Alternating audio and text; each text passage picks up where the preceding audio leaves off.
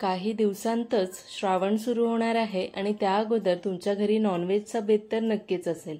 त्याच निमित्ताने आज आपण गावठी कोंबड्याचं चिकन तयार करणार आहोत। आगरी कोळी पद्धतीने हे चिकन आपण तयार करणार आहोत। चव इतकी भन्नाट की तुम्ही पुन्हा पुन्हा बनवून खाल। बॉयलर चिकनपेक्षा या गावठी चिकनचा रस्सा आपल्या सांधेदुखीसाठी खूप फायद्याचा असतो। हाडांना मजबूत करण्यास मदत करतं, त्यामुळे थंडीमध्ये याचा रस्सा नक्कीच प्यावा। तर चला आगरी कोळी पद्धतीने गावठी कोंबड्याचा रस्सा तयार करूया। इथे मी गावठी कोंबड्याचं चिकन घेतलेलं आहे। हे जवळजवळ 700 ग्रॅमपेक्षा थोडंसं जास्त आहे। स्वच्छ धुवून घेतलंय मी। तर हे चिकन बनवण्या अगोदर मी याला हळद आणि मीठ लावून घेणार आहे। 1 चमचा हळदी पावडर आणि 1 चमचा मीठ घातलेलं आहे। आता मी चिकनला व्यवस्थित असं हे लावून घेणार आहे। बऱ्याचदा मी हळद मीठ न लावता डायरेक्ट फोडणीत सुद्धा घालते। तर आता मी इथे हळद मीठ लावून घेणार आहे। तुमच्यावर आहे, डायरेक्ट फोडणीला घातलं तरीही चालेल। तर इथे मी हळद मीठ मस्त लावून घेतलंय। साधारण हे आपण 15 मिनिटसाठी बाजूला ठेवून देऊया। आता वाटण्यासाठी इथे मी घेतलेला आहे 1 मोठा लसणाचा कांदा, 2 मीडियम आकाराचे कांदे, खोबरं तुम्ही पाहू शकता, तुमच्या अंदाजाने घ्या, तुम्हाला जितकी ग्रेव्ही घट्ट हवी त्यानुसार। इथे मी 700 ग्रॅम चिकनसाठी साधारण 1.5 वाटी खोबऱ्याची घेतली, थोडी 5-6 कढीपत्त्याची पानं, 1 इंच आलं आणि किती तिखट हवे त्यानुसार मिरच्या घ्या। मी इथे 7-8 मिरच्या घेतलेल्या आहेत आणि मुठभर कोथिंबीर। तर हे सर्व पदार्थ बारीक चिरून मी तव्यावर थोडंसं तेल घालून सोनेरी रंगाचं होईपर्यंत भाजून घेतलेलं आहे। त्यानंतर याचं बारीक वाटण तयार करून घेतलं। वाटण करताना थोडं गरजेनुसार पाणी घालायचं। चिकन सुद्धा आपलं मॅरिनेट झालेलं आहे। तर आता आपण फोडणी देऊया।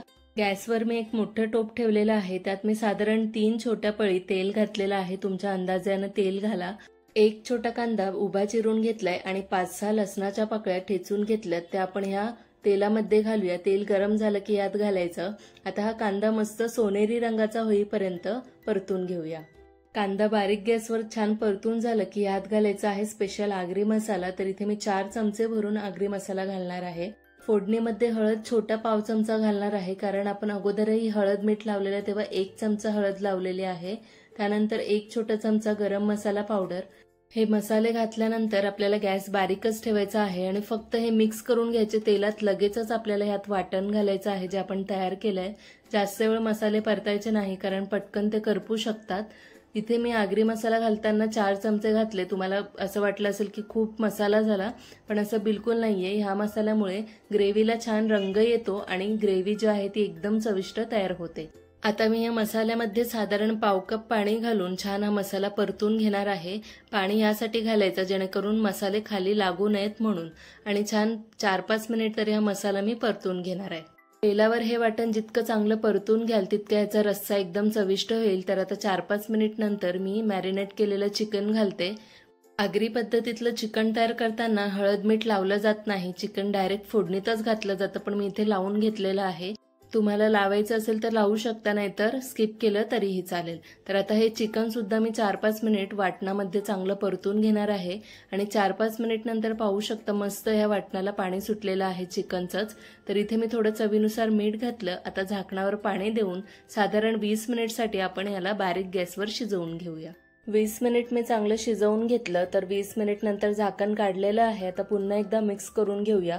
20 मिनिट शिजायला ठेवलेलं असताना अधूनमधून आपल्याला हे मिक्स करत राहायचं आहे आणि पुन्हा झाकण द्यायचं आहे, जेणेकरून मसाला खाली लागू नये।